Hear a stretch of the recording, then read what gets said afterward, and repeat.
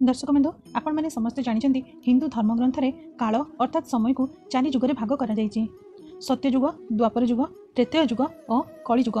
बर्तमान आम कलिजुगे बास करुचे। कलिजुग एक अभिशाप सदृश, किंतु आपण केबे भाबिचंती कि कलिजुग केबे आरंभ होइतिला, कि एही जुगर अंत केबे ओ किपरि हेबो ओ तापरे केउ जुग आसीबो। तो चलंतु आज ए वीडियो रे आमे जानिबा ए सब प्रश्नर उत्तर। नमस्कार दर्शक बंधु, समाधान ओडिया वीडियो चैनल आपनको स्वागत। विवाह परि पवित्र बंधन अपवित्र होइजिब, ताहारे मध्य वैवाहिक जीवन सुरुखुरुरे चलिब नाही। कलिजुगर समाज बहुत हिंसक होइजिब, बेईमान तथा बलवान लोकंकर ही दुनिया रे राज चलिब।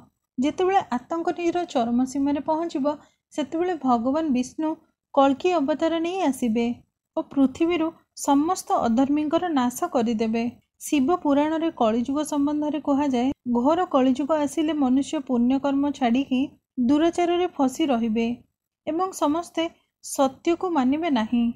लोकंकर निंदा रे समय व्यतीत करिबे, अन्यर धन को लुटिया को चेष्टा करिबे एवं अन्य प्राणी उपरे समस्ते हिंसा करबाकू लगिबे एवं समस्त प्राणी निज शरीर को ही आत्मा बोली भाविबे। कलिजुग एपरि एक जुग हबो जेउथरे मनुष्य नास्तिक और पशुबुद्धि युक्त हबो। संतान माने माता पिता उपरे द्वेष रखिबे।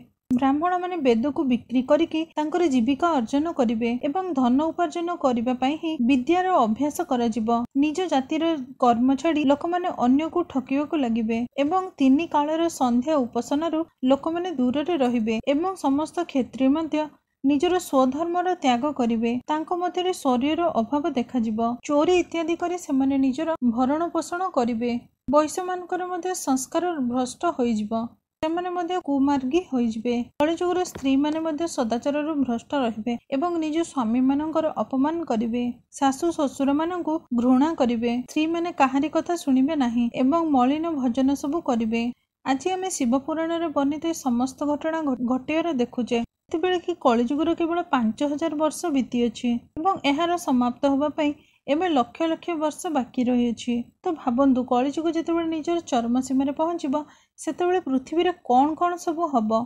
ता छडा भगवान श्रीकृष्ण मध्य कहिसंते कलिजुगर अंत किपरि हेबो, जहार वर्णना महाभारत रे रही अछि। श्रीकृष्ण अनुसार कलिजुगर शेष समय रे बड़ बड़ भयंकर युद्ध सब हबो, प्रचंड वर्षा हबो एवं प्रचंड खरा मध्य हबो। कृषकंकर फसल नष्ट होई जिवो, पानी सुधा पीबा को मिलिबो नाही। समस्ते चोरी मिथ्या इत्यादि रे व्यस्त रहिबे। लोक माने परस्पर को हत्या करिबा को लागिबे एवं चोर माने ही चोरंगर हत्या करिबे। फळे जनतांकर कल्याण हबो एवं शेष रे मनुष्यंकर आयुष केवल 12 वर्ष ही रहि जिवो।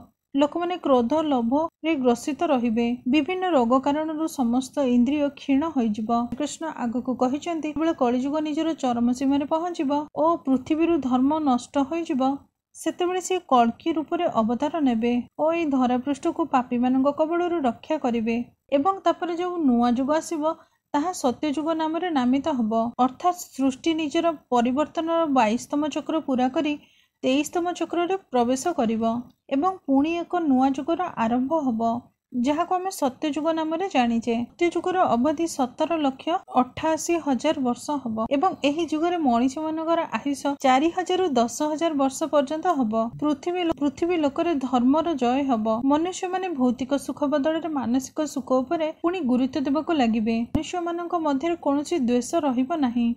समस्ते प्रेम रे बसवास करिवे और मानवतार पुणी स्थापना हबो। मनुष्य मानक परम ज्ञानर प्राप्ति हबो।